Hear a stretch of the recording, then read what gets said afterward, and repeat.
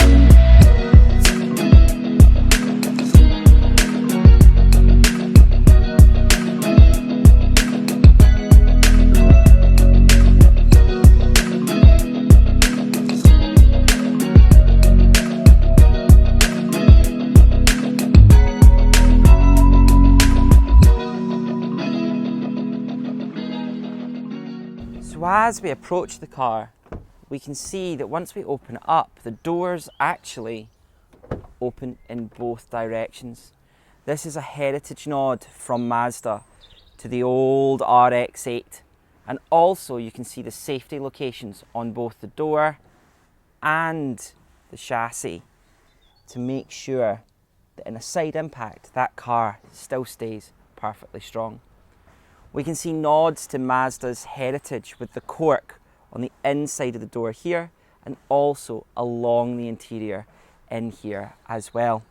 Mazda first started as a cork manufacturer and now you can see how they're using that to help you understand a little bit about them. The interior has this lovely fabric and leather, and also this particular model has the leather heated steering wheel as well. Internally the car has two screens, one up here, I can't see my finger, there we go, up here for your sat-nav and reversing cameras, and down here for all of your heater controls, just in front of the gear selector there. That bottom screen is touch and that top screen is controlled from this circular dial just down the bottom here. If we turn the car on, we can have a look at the dashboard and you can see already before we've even popped the car on that we have some old style analog dials there, and in the middle we have a beautiful big screen. On the left, you can see the power and the charge. So when we apply the throttle, that needle shoots towards the power sign, and when we release and get into regen, we see it go into the purple there. Over on the right, we can see a rough idea of how much battery is left, or how much percentage is left in the battery, and also a battery temperature gauge. Everything else has been built to be used on this beautiful steering wheel you can see here. I have to admit, this is probably one of my favourite bits about this car, just how easy and lovely that is. The driving feel of the car is fantastic, and with these doors you can also see how getting children in and out is super easy. I moved the seat back there so you could see inside, so I'm just going to move it forward a little bit so you can have a look in the back here. But if we take a step back, you can see how that rear opening door helps you to get in and out with children much easier. And also, if you come in and try and put a child seat in, you've got more space to get in and do so. You can see there as well, you've got your ISOFIX points on both sides of the car, followed by an internal rear middle seat, which also doubles as a cup holder, but also you've got these little armrests just here, which are very unusual in a car like this. As we take a step back, we'll see there as well. Coming round to the back here, I'm going to pop open the charging cover for us so you can see that.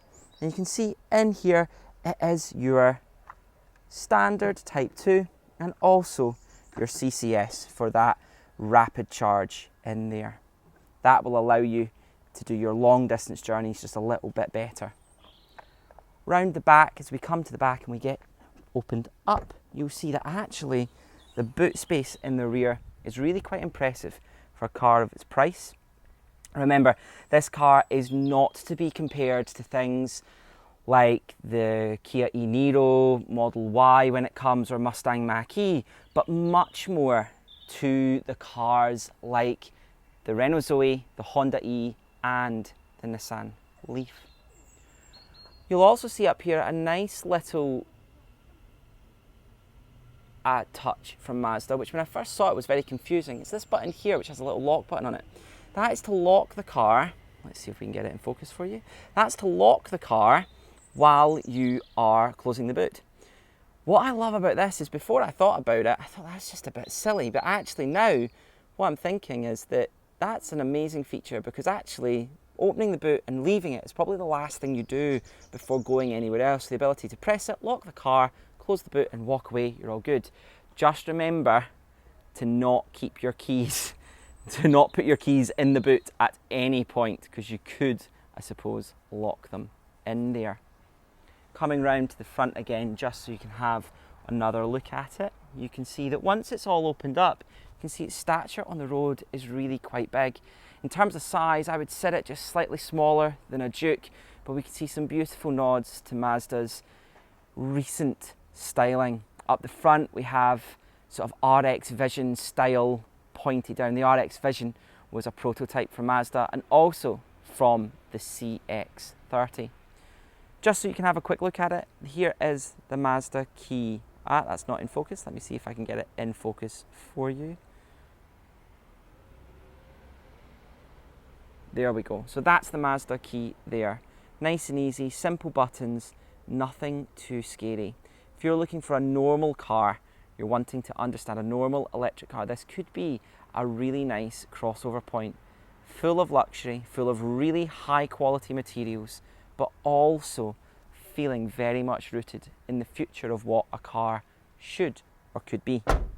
As always at Octopus, we want to make sure that when you're looking to choose a car, you're choosing the right car for you.